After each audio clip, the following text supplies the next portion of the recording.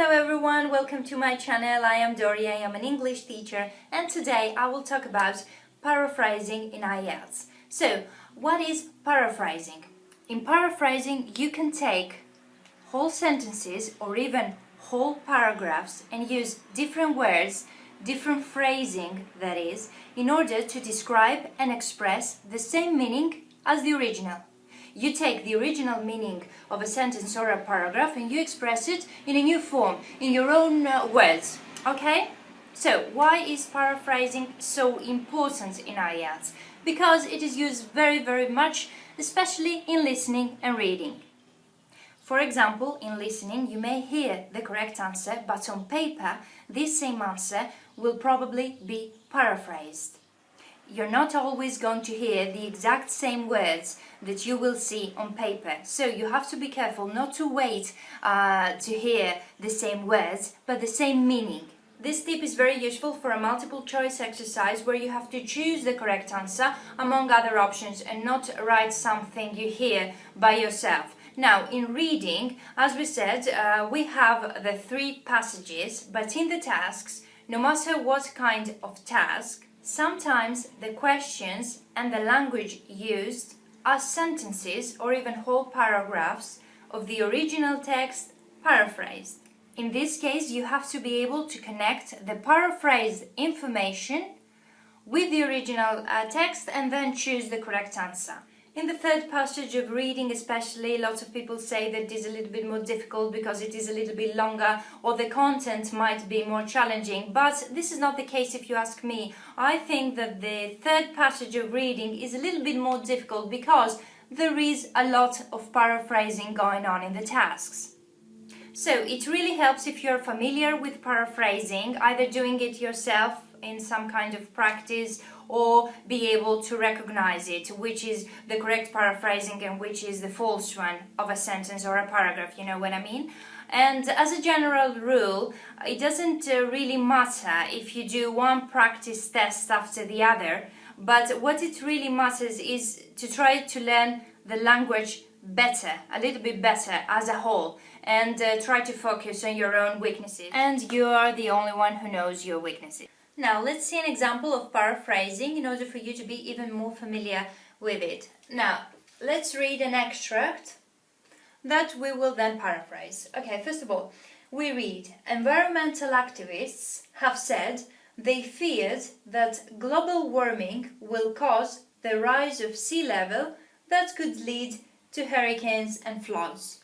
Okay, now what I want you to do even before paraphrasing or before searching if something is correctly paraphrased or anything is to just give a look at the syntax, because the syntax is the one that is going to guide you into correct paraphrasing. Alright?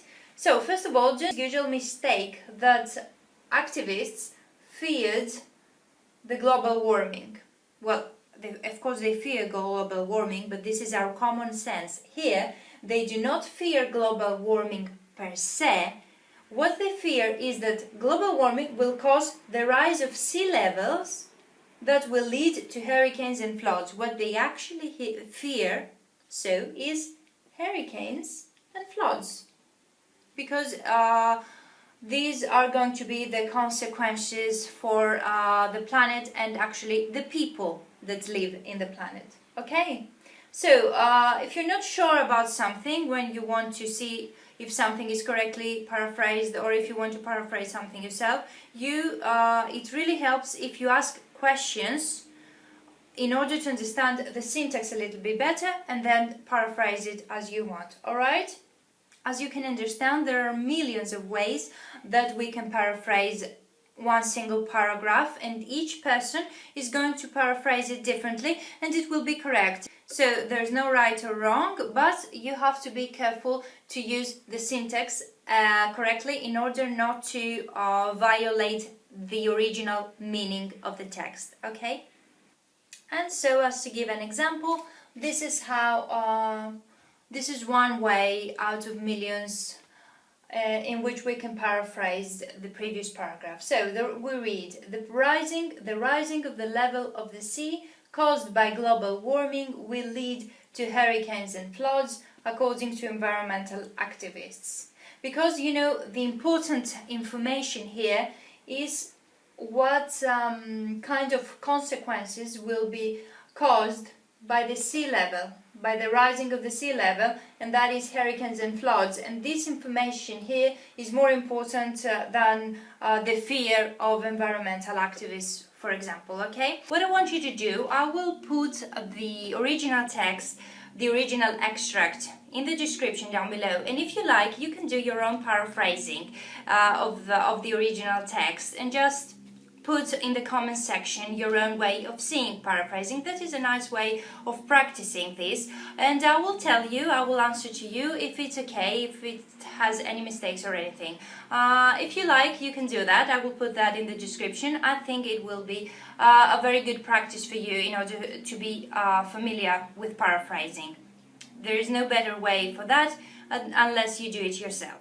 Now, in listening and reading, you have to connect the paraphrasing with the tasks and be able to tell the difference and choose correct answers. But in writing, you have to kind of use paraphrasing yourself. Don't worry, it won't be difficult. You need to do that only in the introductions. But we will speak more thoroughly about that when we enter the writing section, which is my favorite. Okay, well, that's it for today. Thank you very much for watching. If you have any questions, please do leave them down below, or any comments or anything. And I would really like you to put your own paraphrasing piece down there. You can always follow me on Twitter, Facebook and Google Plus for more vocabulary every day. Good luck with the exam!